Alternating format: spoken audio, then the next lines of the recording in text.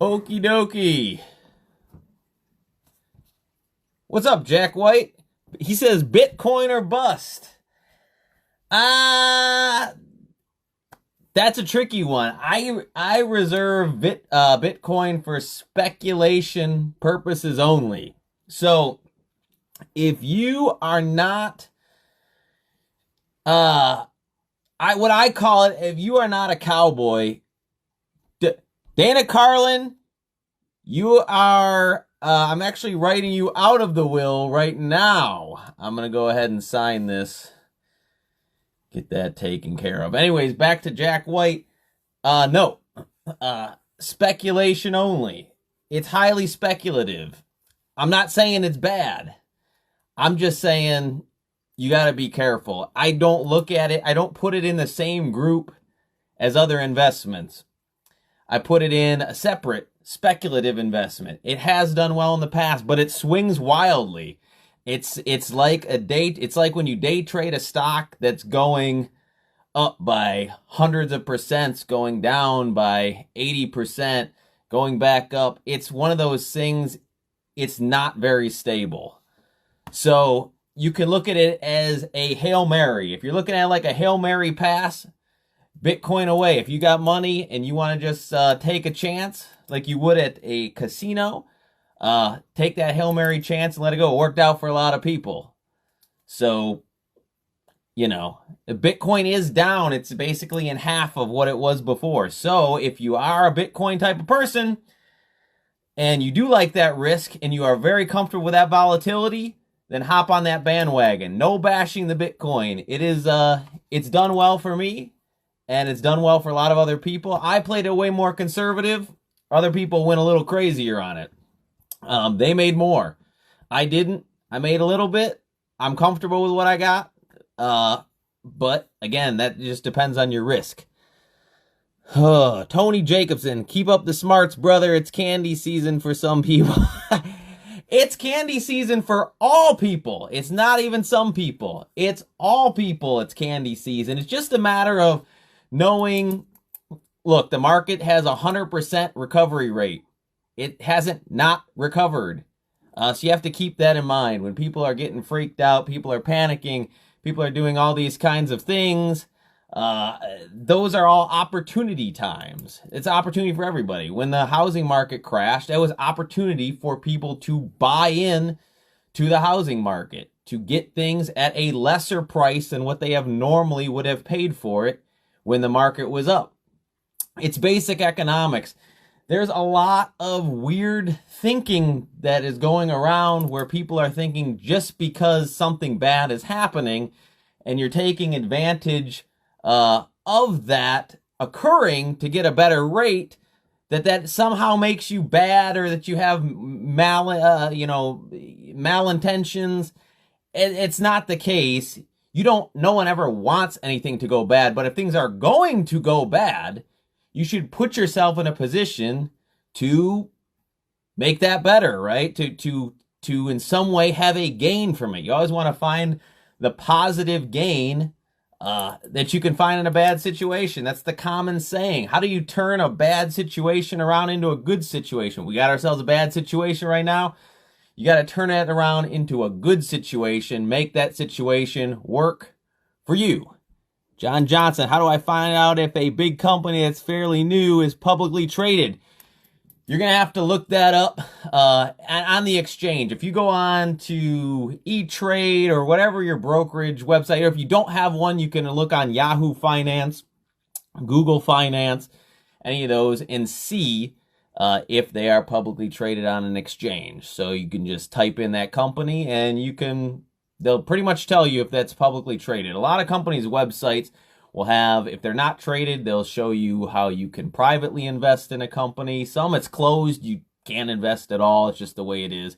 They have to go through an IPO, initial public offering, in order to obviously be a publicly traded company. So just go online, you can check that. If you are a member of a brokerage website, like I like E-Trade. I'm just an E-Trade guy. Some people don't like it. Some people got their own things going. But that's how you can check it out. See if it's out there. See if it's being traded. There's a lot of great companies that unfortunately are private, and it's just one of those things. You wish you could invest in them, but you can't. I had a guy, Rick, asked me a question a little bit earlier about, he's never traded a stock in his life, but he wants to go ahead and take advantage of it.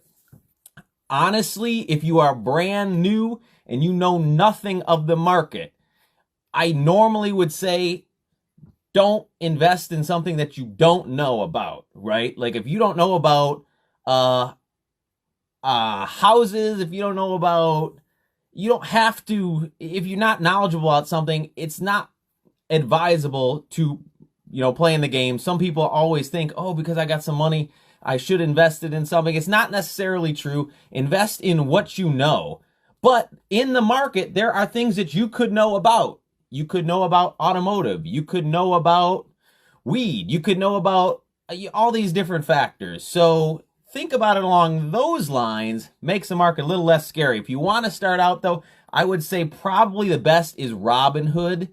I don't use it myself. I have in the past, but it is the most straightforward, easy to use app brokerage. They even let you do like micro trades where you're trading parts of trades. You're doing parts of shares. So that works out too, and it's good to get your foot in the door to actually play the game and see what's going on. Just don't sink your life savings into something that you're not 100% sure. But Robinhood is a good way to get you thinking about how the market is reacting, and it's simple enough to use to where it's just a simple buy this many shares, and all you're doing, you look at the share price and you take how much you want to invest, divide it by that. That'll tell you how many shares you can buy. They do it all automatically. There's no figuring anything out. You just type it in and they'll go ahead and populate that for you and let you know how many shares you can get. And you're off to the races. But right now, everything has taken such a hit. I would suggest, I put those 5 stocks up there that I thought would be good winners, in my opinion. But I would stick with big companies, blue chip, Fortune 500 companies, companies that have a good solid base. Again, none of us can predict the future. So we do not know if this is going to send things up, down, sideways, in circles. No one knows that, right? So you want to invest, if you're going to invest in a company that has big enough pockets that if this does go crappy or does go sideways for a longer term, I don't think that it will, but anything's possible. This world is crazy and weird shit happens all the time. But they have deep enough pockets to ride out long-term bad shit, as opposed to more speculative companies that are smaller, that have lower capitalization, that if they hit a rut, the odds of it going bad for them are higher than large companies that have really deep pockets and have the ability to move and make things better. Sorry, let me see what we got here. Top kind of stocks to watch. Will it go down more?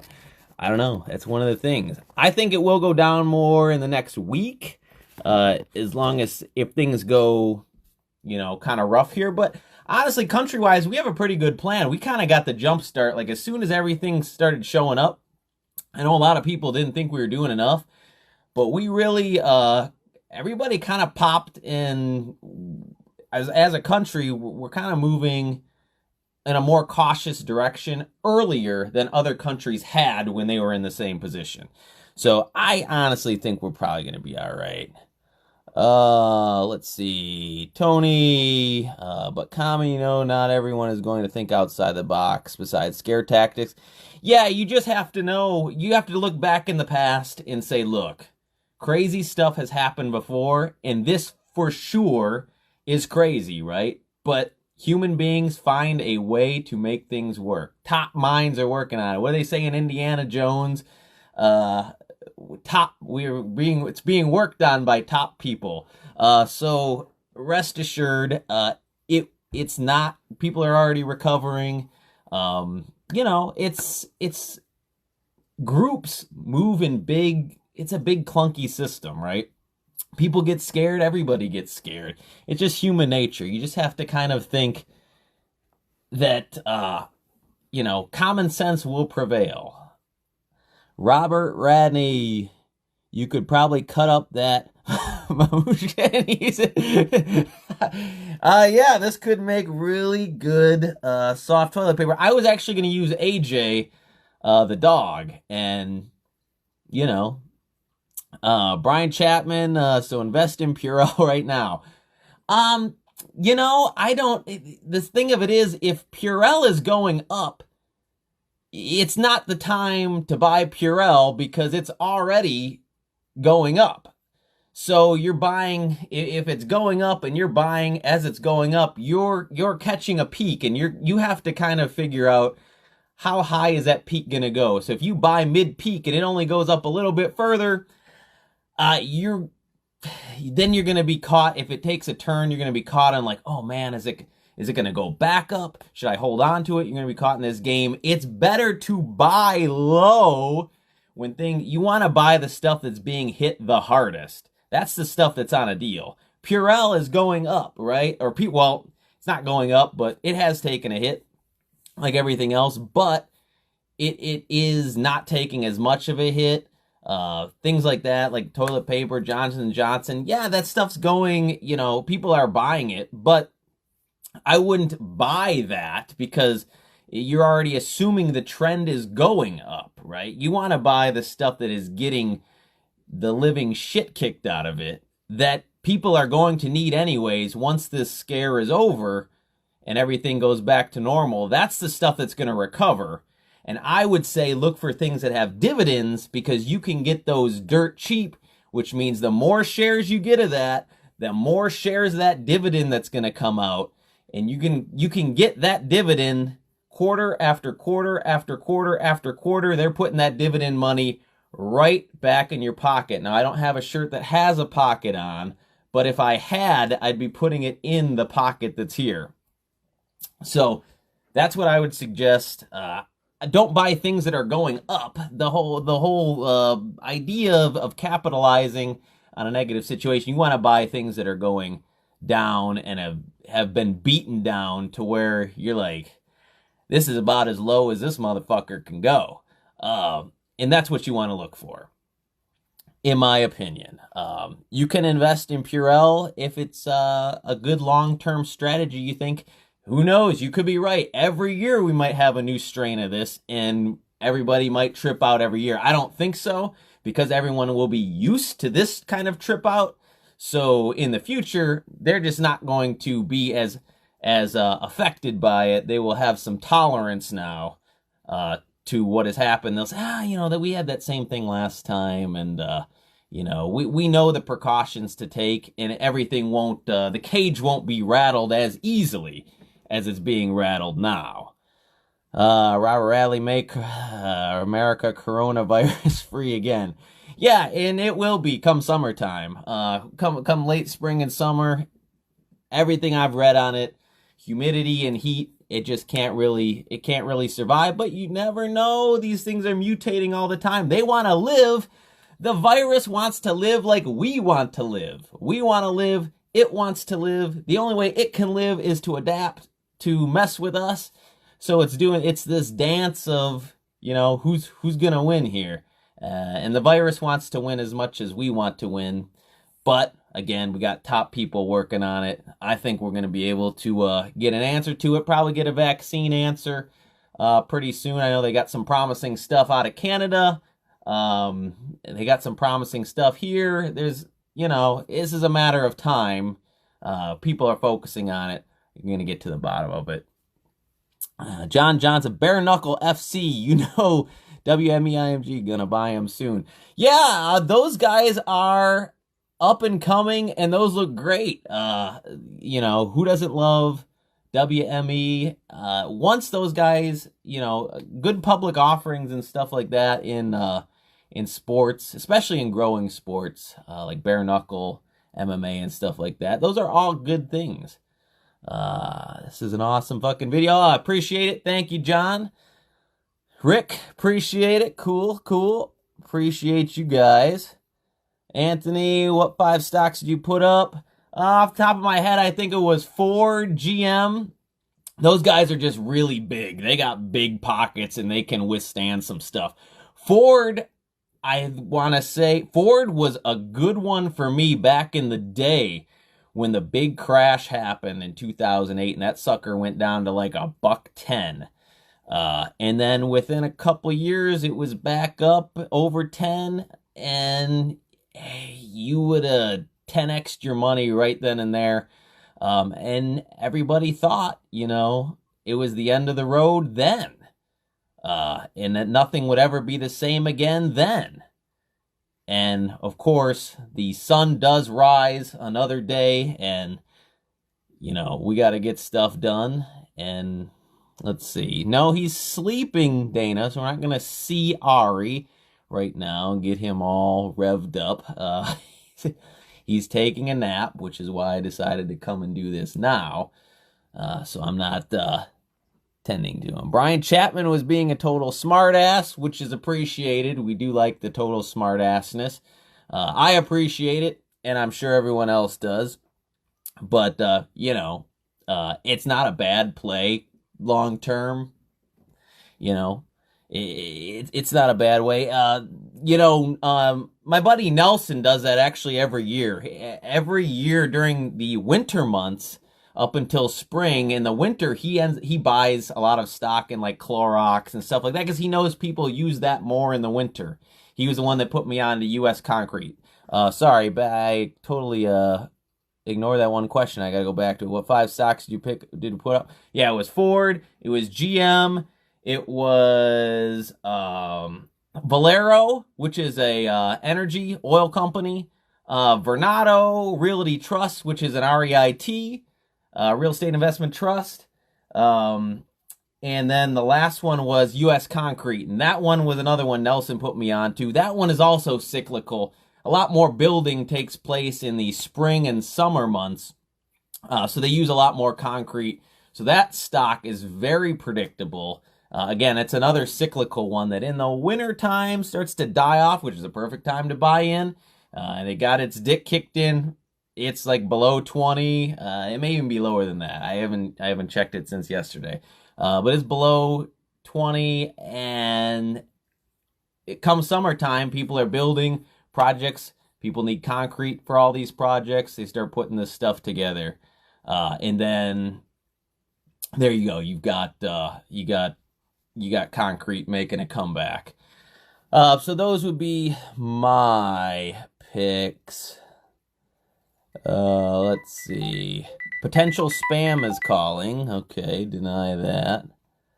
Ford is at $5 a share. Absolutely. That's what I'm saying. It was sitting up at 10. It's halved itself.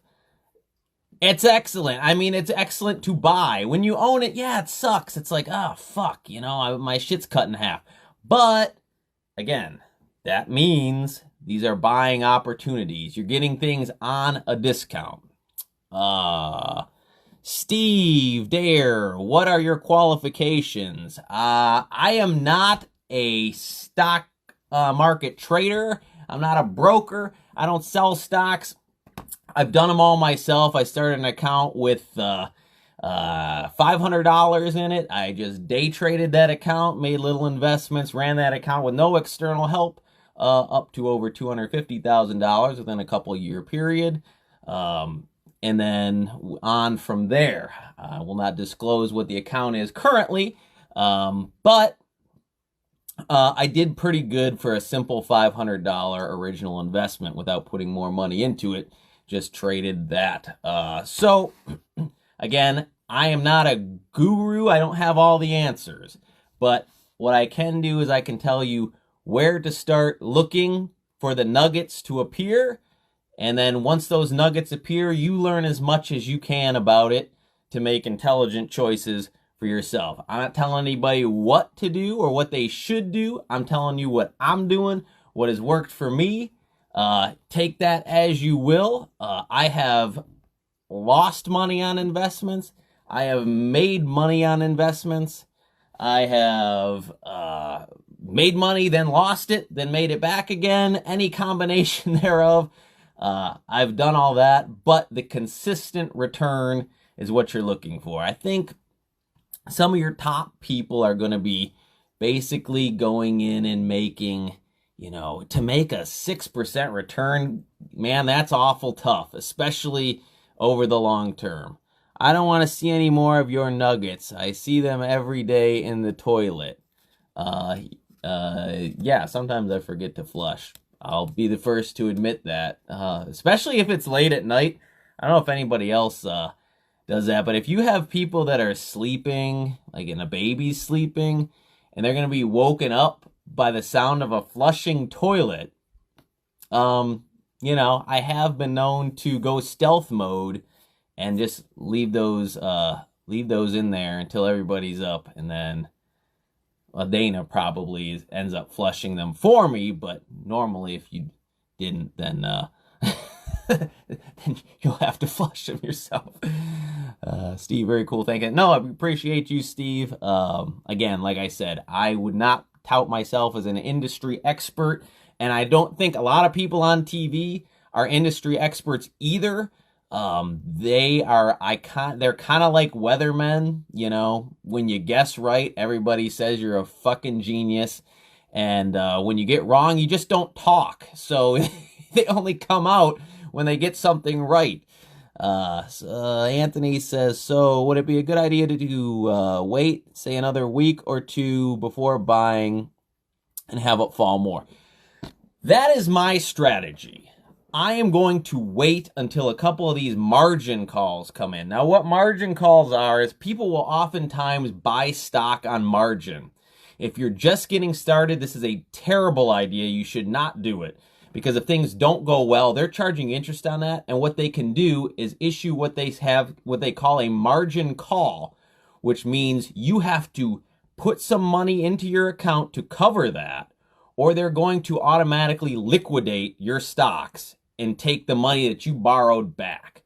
So what's going to happen is a lot of people that have been tapped out and their accounts are not looking good and their margin threshold is approaching, the company, the brokerage firm is going to say, look, we don't know, this stock is continuing to decline and you've borrowed money to invest in this stock.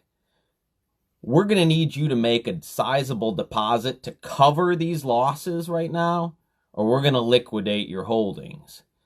And I have a feeling that is going to happen come next week, assuming that this current trend is happening. So if the panic is still happening and things are going down further, then I would think that it's going to continue to go down. Those margin calls will happen, and that means everyone's account who is approaching their call or can't make their call, those accounts will be liquidated and they'll all be sold off. So it will be like having a massive sell-off occur. It just won't be voluntary. It'll just be saying, hey, gone. That will cause the numbers to drop further, right? So once that happens, that's what I'm thinking could happen. But to answer your question, it's one of those things. There are people that are experts that will tell you, oh yeah, it's going to drop further. They don't know that, though. They are just guessing like everyone else is guessing, because there is no answer.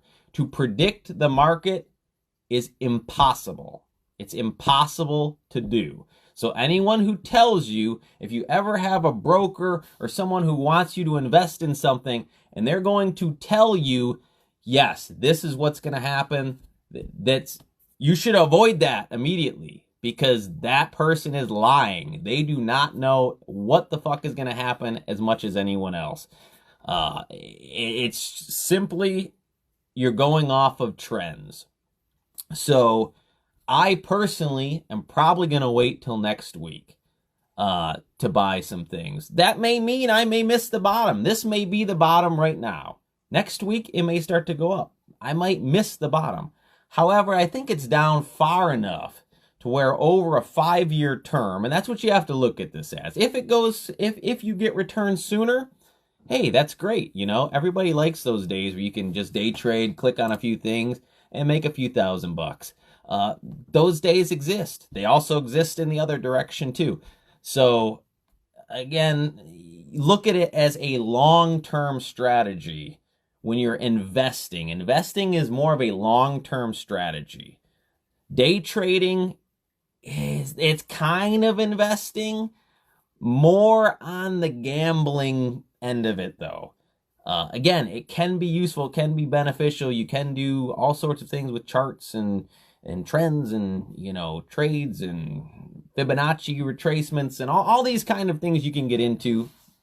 And there are trends that certainly happen. But again, things do happen too. So yeah, if you're getting into that part, you want to have a different strategy.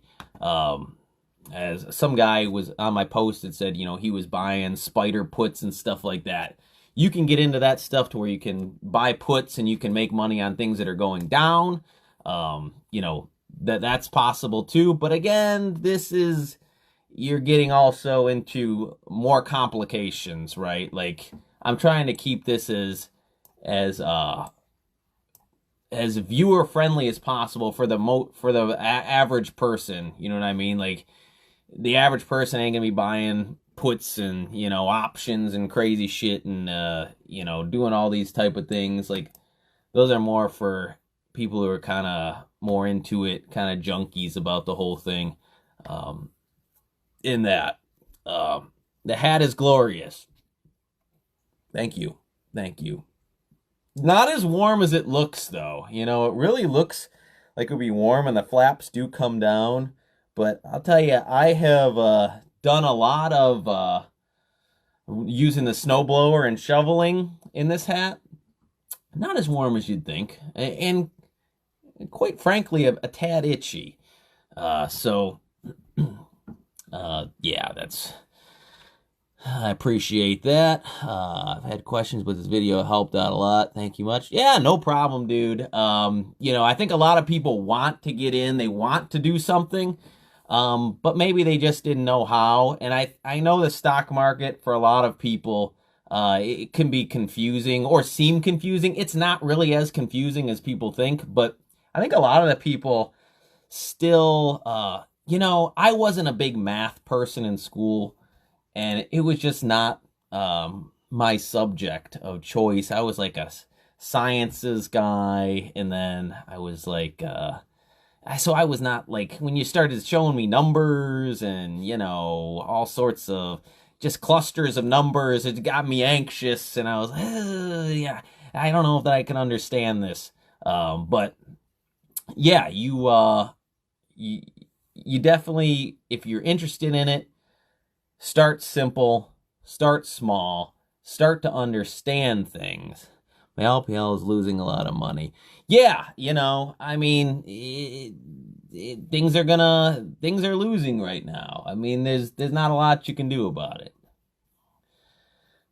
You just have to wait for, it's one of those things, you just have to ride it out. You know, is the worst over? You know, who knows? Maybe it gets 10 times worse. You know what I mean? Maybe it doesn't get worse at all. Maybe this is it. And you know, schools are closed, sporting events are canceled, all these things, but I put 6,000 in every year. Shit happens. Absolutely. Shit happens. The key is it's not a loss if you don't sell it.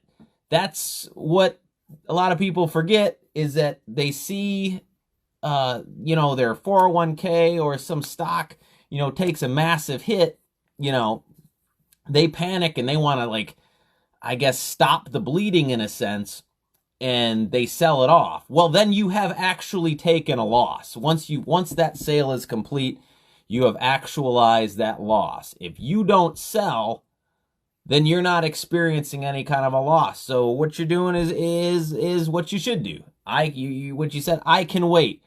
That's exactly what you should do, is just wait, because come springtime, come summertime, there's not going to be, as far as we know, there's not going to be a coronavirus or at least a COVID-19 to deal with. And again, as far as we know, assuming it does not adapt or mutate in some weird way, then we'll probably be in the clear. Virus is going to pass over. That's my opinion. Stocks will go back up. And again, like throughout all of human history, well, no, not human history, all of stock market history, yes, it has recovered. It's never not recovered. Companies will come, companies will go, some will go out of business, some will go bankrupt, and that's just part of it. That's why I'm saying my advice would be to stick with big companies, Fortune 500 companies, companies that have deep pockets, that have been hit, the price is down, you can get it on the cheap, and then they will recover because they have the deep pockets in order to outlast this and any other type of, not any other type, but most types of things. And you even saw, in the bailout, when the bailout happened back in the day, some of these companies, the government felt, whether you agree with the bailout or not, what happened, the government felt that they were too big to fail, and they stopped them from failing. So there's always that, you can always get lifted up by Uncle Sam. Would you buy Target and Walmart stocks? I'm not real big on retail right now. With Amazon being as dominant as they are and kind of showing people a new way of doing things, I'm just iffy on retail. I know Amazon is opening up some actual retail locations where you can buy stuff that you would normally buy on Amazon in a store that's just called Amazon. But I'm a little worried about retailers. I just don't know if long term that they're going to be a play. I think they can be, but I think some stuff has to change. I think the model has to change a little bit.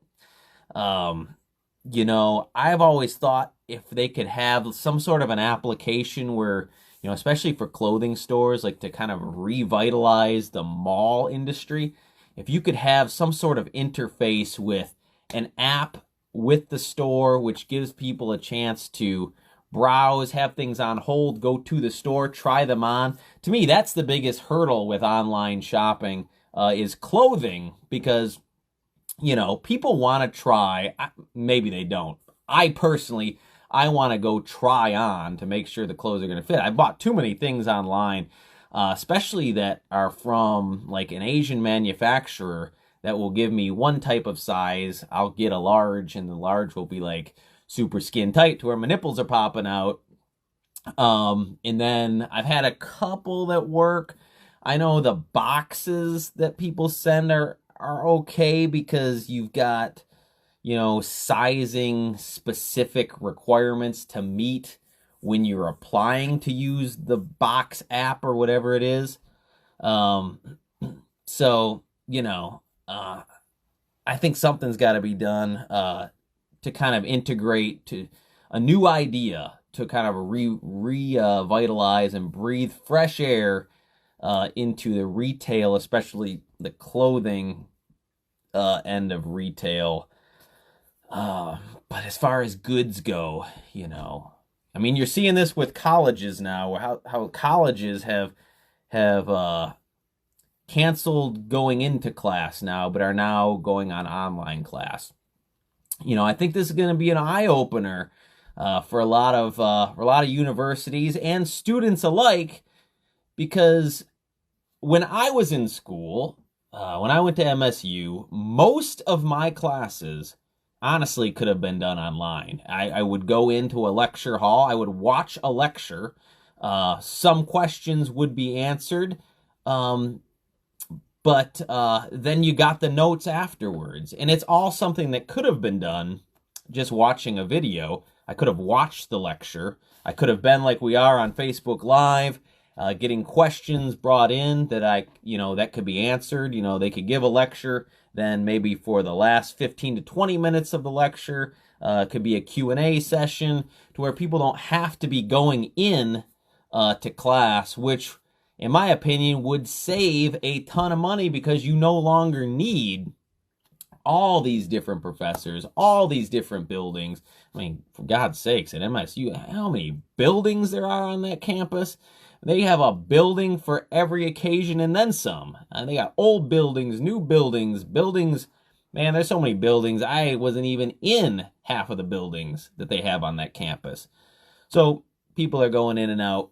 And I think this is going to really show a push into more online learning and showing that it is more comfortable, not more comfortable for some people, but I think this generation is a lot more comfortable with online learning. I remember when we started getting online learning back when I was in Schoolcraft, the system was still very finicky. It was older. It was antiquated by today's standards, so that there wasn't as much fluidity with it, right? It was kind of in the weeds. It worked, but it was clunky, and a lot of people were afraid to do it because it was kind of, you didn't know who to reach out to. But I think with today's technology being what it is, I think they're going to probably make more of a leap, the online thing, and it's going to change college. And then you start bringing college prices down to where it is super affordable and anyone can do it. If you can get a class, what's that company that has a great website, a MasterClass. They have all those different courses where, Gordon Ramsay teaches you cooking, all these things, and you just pay we could get to a point where colleges, you just pay $1,000 for the year. And if you get, a government grant, something like that, it's paid for. If maybe you don't have $1,000 and they say, oh, these guys have a little bit lower income. We'll just give them these credits. They go on, they go watch them. They learn just as you do. And then maybe there's a community center that everybody goes to do the labs, a college center where people can just go for the laboratory or hands-on portion. I think it's going to be a lot more organized. You got a lot more moving parts, and it should bring the cost down big time. Let me see if there's any other questions. Still sexy to me, says Dan. I don't even know what that means. What? The hat? The poo in the toilet? What are we talking about here? It certainly cannot be me. But yeah, if that's it, I don't think there's any more questions. That I will conclude the broadcast. So, good day.